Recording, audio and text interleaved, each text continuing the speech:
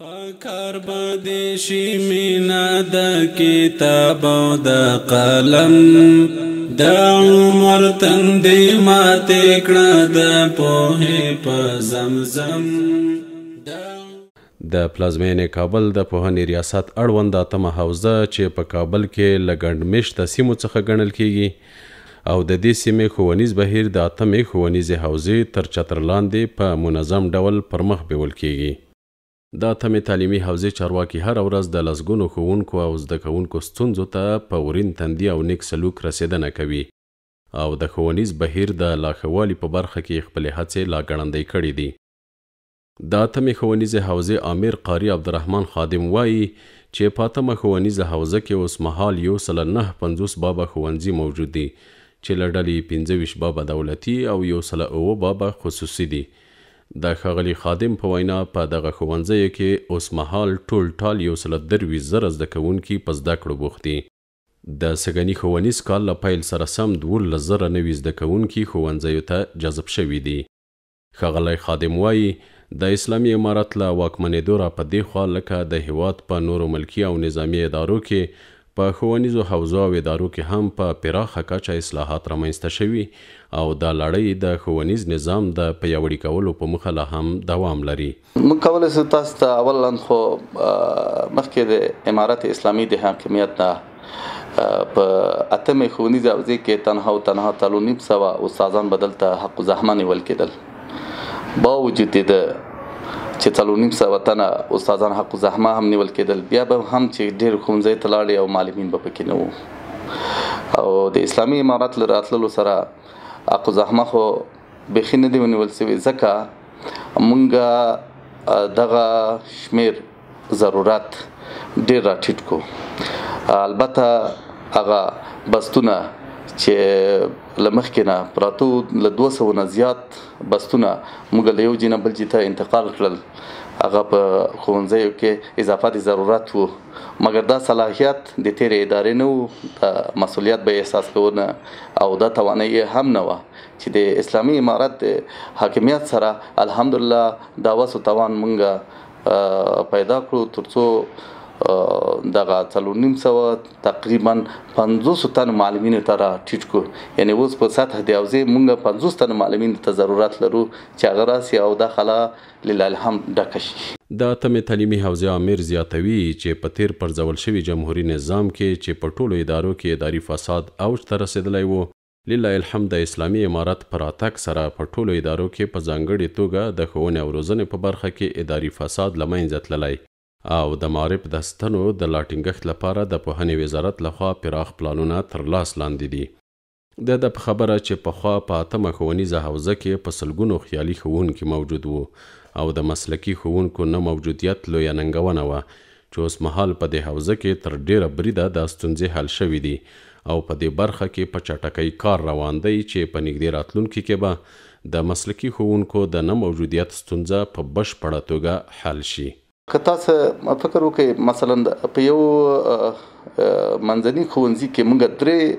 43 بستونه او معلمین له یو ځای نه بل ځای ته ولیږدول چې دا ټول په خیالي کې راځي. دغه 200 نه زیات بستونه چې موږ له یو مکتب نه له یو ښوونځي نه اضافه کړل او هغه کوم ښوونځي ته چې ضرورت وو هغه ته مو لیږدول، نو دا خپله د خیالي غوندې شی و چې په دې کې یا استادان به وو یا په تېره دوره کې استادان اوس نه وو. خو همدغه خیالي بستونه وو چې په یو مکتب کې په یو ښوونځي کې پاتې وو او هغه مونږ په نښه کړل او ویم تر څو د مونږ مشکل هم حل سي او هیڅوک یوه افغانۍ هم بدون له خدمت نه مفت کلزي وانخلي. د اتمې ښوونیزې حوزې امیر په هیواد کې د ښوونې او روزنې په پراختیا او پیاوړتیا کې د کورنیو او عامو هیوادوالو مادي او معنوي ملاتړ اړین بولي او وایي چې د ښوونې او روزنې پراختیا یوازې د حکومت دنده نه بلکې دا د ټولو هیوادوالو مسؤلیت دی چې په دغه برخه کې د خپل توان تر کچې د هیواد له ښوونیز نظام څخه ملاتړ وکړي. دا چې د اسلامي امارت تر واکمنېدو را په دې خوا د ښوونې او روزنې په برخه کې کوم مثبت بدلونونه رامنځته شوي،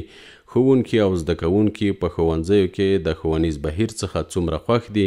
په دې اړه مو د اتمې ښوونیزې حوزې اړوند د محمد هاشم میوندوال منځني ښوونځي ته سر ورښکاره کړی څو په دې ښوونځي کې د پوهنې بهیر له نږدې وارزوو او د ښوونکو او زده کوونکو نظریات واورو. د محمد هاشم میوندوال منځنی ښوونځی له نن څخه 50 کاله مخکې یعنې په 1952 کال کې د کابل ښار په ختیځ د کارتینو په 3م سړک کې جوړ شوی دی چې د کابل ښار یو له مشهورو ښوونځیو څخه دی. د دې ښوونځي له جوړېدو تر اوس مهاله له دې ښوونځي څخه د 15,000 په شاوخوا کې زده کوونکي فارغ شوي دي او اوس مهال د 5,500 په شاوخوا کې زده کوونکي په دې ښوونځیو کې په زده کړو بوخت دي. د محمد هاشم میوندوال د منځني ښوونځي مدیر ښاغلی عبید الله احرار وایي چې په هیواد کې د اسلامي امارت تر واکمنېدو را په دې خوا د دې ښوونځي په ښوونیز بهیر کې تر پخوا ډېر مثبت بدلون رامنځته شوی او مخکې چې په دې ښوونځي کې کومه بېنظمي موجوده وه اوس نشته او زده کوونکو ته د زده کړو مناسب او ښه چاپېریال رامنځته شوی دی. د ده په وینا د دې ښوونځي ښوونکي هم په ډېره مینه او شوق سره ښوونځي ته راځي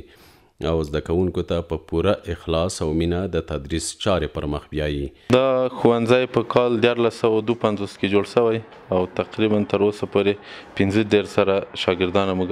فارغان لرو. فلحال دلته 15,000 شاګردان موږ لرو چې زده کړه باندې بوخت دي. د امارت اسلامي د راتګ وروسته تغیرات ډېر راغلي، مثبت بدلونونه ډېر راغلي. یو 2-3 دانې به په لنډو ووایو چې هغه پخوا به ښوونکي شاګرد ته څه نه څه ویلی، شاګرد او استاد به هر کله مواجه و، کوم خبره به ورته کوله هغه خبره به یې نه منله، کوم قوانین چې د معرف دي، کوم اصول چې دي هغه به هر کله تر پښو لاندې کول. خو د امارت اسلامي تر راتګ وروسته نو الحمدلله هر څه جوړ شوي، هغه نظم، ډسپلین، هر څه منظم شوي. دا ټول لاملونه دي چې د هیواد بچیان اوس په پوره مینه او لیوالتیا ښوونځیو ته ځي او هلته په زده کړو بوخت دي. د هیواد ماشومان چې په شونډو یې د خوښۍ مسکا خوره ده په ډېره مینه زده کړې کوي او د هیواد راتلونکي ته هیلهمند دي. په هیواد کې د امن او سولې د ډاډمنې فضا موجودیت او د هیواد بچیانو ته د زده کړو خوندي او سالم چاپېریال رامنځته کول هغه څه دي چې ټول هیوادوال او د ښوونیز نظام کارکوونکي، زده کوونکي او ښوونکي د اسلامي امارت له دغه راز هڅو څخه خوښ دي او غواړي چې په هیواد کې سولې او امنیت ته لا ډېر کار وکړي څو دوی وکولای شي په خوندي چاپېریال کې زده کړې وکړي او په راتلونکي کې د هیواد او هیوادوالو د خدمت جوګه شي.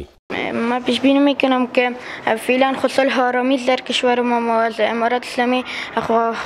خواهشمند هستیم که در آینده همچنین صلح و آرامی باشه تا ما خوبتر تعلیم کنیم. ما از امارت اسلامی میخواهیم تا در آینده همینطور صلح را در کشور ما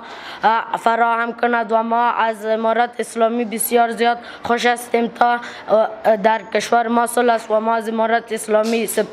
یک جهان سپاس میکنیم تا در کشور ما صلح را فراهم ساختند. یاد زده کوونکي دا هم وایي چې زده کوونکي باید خپل وخت بې ځایه تیر نه کړي، له وخت او فرصت څخه د زده کړې لپاره ګټه پورته کړي. هغوی خپل همزولي هڅوي چې تل خپلو درسونو ته متوجه واوسي څو یې راتلونکي روښانه وي. امیدوار هستم امارت اسلامی چطور که به حال